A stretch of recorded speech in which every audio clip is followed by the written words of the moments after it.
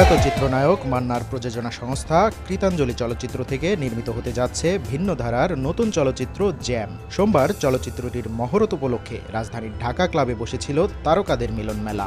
মহরতে প্রধান অতিথি হিসাবে উপস্থিত ছিলেন সড়ক পরিবহন ও সেতু মন্ত্রী ওবায়দুল কাদের। বিশেষ অতিথি ছিলেন তথ্য প্রতিমন্ত্রী তারানা হালিম। সঙ্গে আরও উপস্থিত ছিলেন মান্নার স্ত্রী শেলি মান্না, ছেলে সিয়াম, চলচ্চিত্র অভিনেতা এটিএম শামসুজ্জামান, আহমেদ শরীফ, কলকাতার অভিনেত্রী ঋতুপর্ণা সেনগুপ্ত, চিত্রনায়ক ফেরদৌস, চিত্রনায়িকা পূর্ণিমা, নঈম ইমতিয়াজ নিয়ামুল প্রমুখ। তবে সকলের দৃষ্টি ছিল কলকাতার অভিনেত্রী ঋতুপর্ণার দিকেই।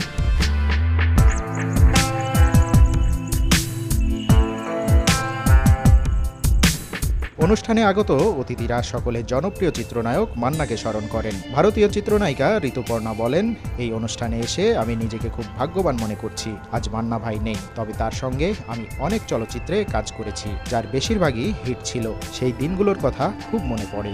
জ্যামের জন্য আমার শুভকামনা রইল। মান্না ভাই অনেক বড় জায়গা জুড়ে আছে আমাদের জীবনে এবং সবসময় থাকবেন। উনি একজন সত্যিকারের তারকা, বড় মাপের মানুষ। আজকে ওনার এই দিনটা যে আসবে সেটাই কোনোদিন ভাবিনি। আমরা সবাই বোধহয় কোনো না কোনো ভিশন নিয়ে বাঁচি, কোনো কোনো স্বপ্ন নিয়ে আমরা এগিয়ে যাওয়ার পথটা তৈরি করি। কিন্তু শেলি আপার মধ্যে দেখেছিলাম সেই দুর্দান্ত প্রয়াস, মনের জোর এবং এগিয়ে যাওয়ার একটা বড় উদ্যোগ নেওয়া। এবং তার যেই সময় মান্না ভাই চলে গেছে তারপর থেকে এই পথটা শেলি আপা এবং এই তার যারা আশেপাশে যে মানুষরা তার পাশে ছিল, আছে, থাকবে, তারা কিন্তু এক বড় স্বপ্নের সামিল হয়েছে এবং সেই স্বপ্নকে যদি কিছুটা হলেও আমার ছোঁয়া দিয়ে আমি পূর্ণ করতে পারি, আমি থাকবো তাদের পাশে।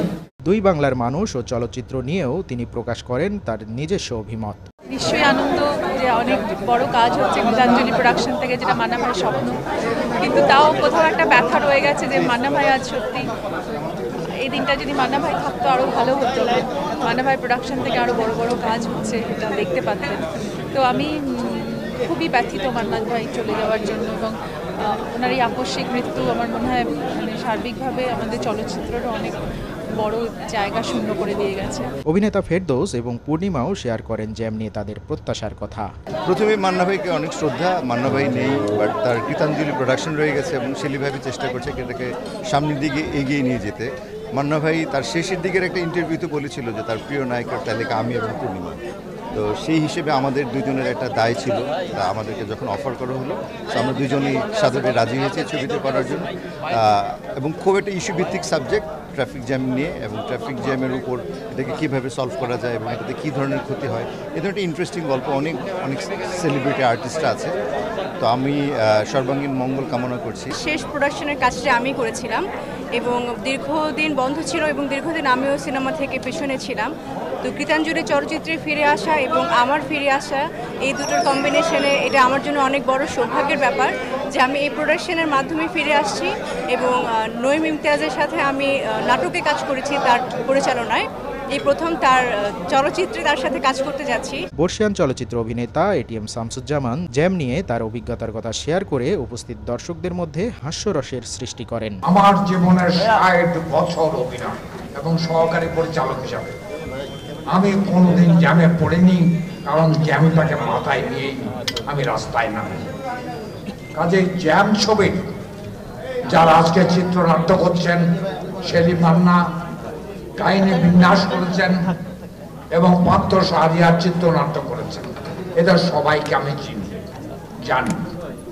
তাদের একটা কথা মনে রাখতে হবে যে জ্যাম আমাদের ব্যক্তি জীবনে, পারিবারিক জীবনে, সামাজিক জীবনে, রাজনৈতিক জীবনে পুরোটাই আমরা জ্যামের মধ্যে আবদ্ধ।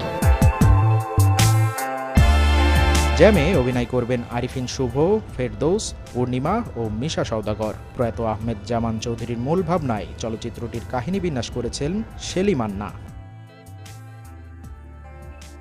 জানা গেছে আগামী অক্টোবর মাসে চলচ্চিত্রটির শুটিং শুরু হবে। সাবির সাবি মোহিত, সময় সংবাদ।